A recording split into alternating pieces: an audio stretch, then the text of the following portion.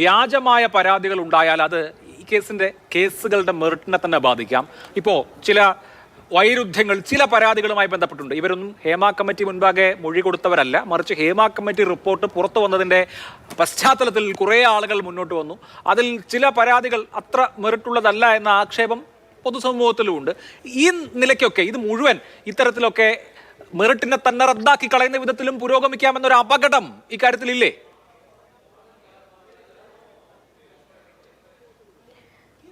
എനിക്ക് ഒരു മറുചോദ്യം ചോദിക്കാനുള്ളത്, നമ്മുടെ കോടതികളിൽ ഇപ്പോൾ ഒരുപാട് നിയമങ്ങളുമായിട്ട് ബന്ധപ്പെട്ടിട്ടുള്ള കേസുകൾ നടക്കുന്നുണ്ട്. അതിൽ തെഫ്റ്റ് ഉണ്ടാവാം, റോബറി ഉണ്ടാവാം, ബർഗ്ലറി ഉണ്ടാവാം, ഡൗറി ഹറാസ്മെൻറ്റുമായിട്ട് ബന്ധപ്പെട്ടിട്ടുള്ള കാര്യങ്ങൾ 498A കേസസ് ഉണ്ടാവാം, SC/ST അട്രോസിറ്റീസ് ആക്ടിനെ ബേസ് ചെയ്തിട്ടുള്ള കേസുകൾ ഉണ്ടാവാം. ഈ കേസുകൾ വരുമ്പോൾ തീർച്ചയായിട്ടും ഇതിനകത്ത് മെറിറ്റ് ഉള്ളതും ചിലപ്പോൾ വ്യാജ പരാതികളും ഒക്കെ ഉണ്ടാകും.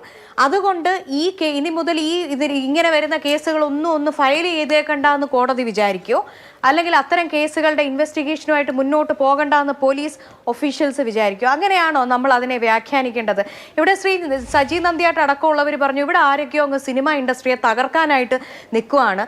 ആർക്കാണ് ഒരു ഇൻഡസ്ട്രി തകർത്തതുകൊണ്ട് ലാഭം ഉണ്ടാകാൻ പോകുന്നത്? വളരെ ചുരുങ്ങിയ രീതിയിൽ ഈ ഒരു വിഷയത്തെ കാണുന്നതിൻ്റെ ഒരു പ്രശ്നമാണ്. പറയുന്നു പ്രശസ്തിക്ക് വേണ്ടി കുറേ ആൾക്കാർ ഇറങ്ങിയിരിക്കുകയാണ്. ഏതെങ്കിലും സ്ത്രീ പ്രശസ്തിക്ക് വേണ്ടി എന്നെ ഒരാൾ പീഡിപ്പിച്ചു, അല്ലെങ്കിൽ എന്നോട് അപമര്യാദയായി പെരുമാറി എന്ന് പറയുന്നു തോന്നുന്നുണ്ട്. അതും പ്രത്യേകിച്ച് കേരളം പോലുള്ള ഒരു ഹൈലി പാട്രിയാർക്കൽ ആയിട്ടുള്ള ഒരു സമൂഹത്തിലേക്ക് നമ്മളോട് ഒരാൾ മോശമായി പെരുമാറി എന്ന് പറഞ്ഞു കഴിഞ്ഞാൽ നമുക്ക് മോശമാണെന്ന് വിചാരിക്കുന്ന സ്ത്രീകളാണ് ഈ സമൂഹത്തിൽ 99%. ആ വലിയ ഒരു സ്റ്റിഗ്മയിൽ നിന്ന് പുറത്തേക്ക് വന്നിട്ടാണ് പല സ്ത്രീകളും അവർ അഭിമുഖീകരിക്കുന്ന പ്രശ്നങ്ങളെക്കുറിച്ച് പറഞ്ഞുകൊണ്ടിരിക്കുന്നത്. ഇവിടെ നമുക്ക് ആത്യന്തികമായിട്ട് വേണ്ട എന്താണ്? ഒരു റിഫോർമേഷനാണ്. വളരെ ആൻറ്റി സോഷ്യൽ ആയിട്ടുള്ള, ആൻറ്റി വിമൻ ആയിട്ടുള്ള, വളരെ പാട്രിയാർക്കൽ ഹെജിമണിയെ പുണരുന്ന, അൺജസ്റ്റ് ആയിട്ടുള്ള, നെപ്പോട്ടിസത്തിൽ അധിഷ്ഠിതമായിട്ട് പോകുന്ന ഒരു സർക്കാരാണ് ഈ സർക്കാർ എന്നുള്ള ബോധ്യത്തിൽ ഊന്നി നിന്നുകൊണ്ടാണ് പല സ്ത്രീകളും പുറത്ത് സംസാരിക്കാൻ തുടങ്ങുന്നത്. ഈ സ്ത്രീകൾ സംസാരിച്ച കാര്യങ്ങൾ നമ്മളൊക്കെ പല സ്ത്രീകൾക്കും വേണ്ടിയിട്ട് സംസാരിക്കുമ്പോൾ ഉണ്ടല്ലോ, നമ്മളെ പോലും വിളിച്ച് നിങ്ങൾ എന്തിനാ അങ്ങനെ സംസാരിച്ചത്, ഇന്ന ആൾ അങ്ങനെയല്ല. ഒരാൾ ഒരു സ്ത്രീയോട് നന്നായി പെരുമാറി എന്ന് പറഞ്ഞ് അയാൾ ഈ ലോകത്തെ സകല സ്ത്രീകളോടും മാന്യനായിട്ട് പെരുമാറുമെന്നുള്ള മൂഢധാരണയോ അബദ്ധധാരണയോ ഒന്നും ഉള്ളവരല്ല ഈ കേരളത്തിലെ ചർച്ചയ്ക്ക് പോകുന്ന സ്ത്രീകൾ.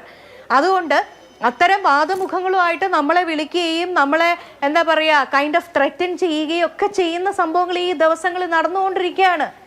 ഒരു സ്ത്രീയോട് ഒരാൾ മാന്യമായി പെരുമാറി എന്ന് പറഞ്ഞാൽ അയാൾ ലോകത്തിലുള്ള എല്ലാ സ്ത്രീകളോടും മാന്യനാണെന്നൊന്നും പറഞ്ഞ് നമ്മളെയൊക്കെ തിരുത്താൻ ആരെങ്കിലും ശ്രമിച്ചു കഴിഞ്ഞാൽ അവരോടൊന്നും എനിക്ക് ഉത്തരം പറയാനില്ല. ഇതാണ് ഒരു ഭാഗത്ത് വസ്തുത എന്ന് നിലനിൽക്കെ ഈ സ്ത്രീകൾ മുന്നോട്ട് വരുന്ന, തീർച്ചയായിട്ടും താങ്കൾ പറയുമ്പോൾ നിവിൻ പോളിയുടെ കേസ്, തെറ്റായിട്ടുള്ള ആരോപണങ്ങളുമായിട്ട് സ്ത്രീകൾ വരുന്നുണ്ടെങ്കിൽ അത് കൃത്യമായിട്ട് നോട്ട് ചെയ്യപ്പെടണം, അത് തിരുത്തപ്പെടണം. അങ്ങനെ ഫോൾസ് ആയിട്ടുള്ള അലിഗേഷൻസുമായിട്ട് വന്നു കഴിഞ്ഞാൽ അവർ അതിന് വില കൊടുക്കേണ്ടി വരും എന്നുള്ള കൃത്യമായ കാര്യങ്ങൾ ഉണ്ടാവണം. പക്ഷേ ഒരു ഭാഗത്ത് നമ്മൾ അത് പറയുമ്പോഴും ഓർക്കണം, പല കേസസും 20, 25, 30 വർഷം മുമ്പ് നടന്നിട്ടുള്ള കാര്യങ്ങളാണ് ഓരോരുത്തരും തുറന്നു പറയുന്നത്. അവർക്കത് പ്രൂവ് ചെയ്യാനുള്ള എവിഡൻസോ കാര്യങ്ങളോ ഒക്കെ കൃത്യമായി ഉണ്ടാകണം എന്നില്ല. ഇതിൻ്റെയൊക്കെ പരിമിതികളുണ്ട്. പക്ഷെ നമ്മൾ പറയുന്നത്, നമ്മൾ ഈ ഹേമ കമ്മിറ്റി റിപ്പോർട്ടിലുള്ള പേരുകൾ പുറത്തു വരണം എന്ന് ആവശ്യപ്പെടുന്ന എന്തുകൊണ്ടാണ്? ആ പേരുകൾ പുറത്തു വന്നു കഴിഞ്ഞാൽ 1, 2, 3 പേര് വന്നു കഴിയുമ്പോൾ നാളെ മുതൽ ഞാൻ ഇന്ന് ചെയ്യുന്ന ഒരു വൃത്തികേടിന് 35 വർഷം കഴിഞ്ഞാലും എൻ്റെ പേര് ഒരുപക്ഷെ സമൂഹത്തിൽ ചർച്ചാ വിഷയമായി മാറും. നാളെ എൻ്റെ കുടുംബത്തിനൊപ്പം ഞാൻ ഇരിക്കുമ്പോൾ എന്നെക്കുറിച്ചുള്ള വാർത്തകൾ ചിലപ്പോൾ ടെലിവിഷനിൽ ചർച്ചയായിട്ട് ഞാൻ കാണേണ്ടി വരും എന്നുള്ള ഒരു ഭയപ്പാട്, ഒരു ബോധം ഉണ്ടല്ലോ.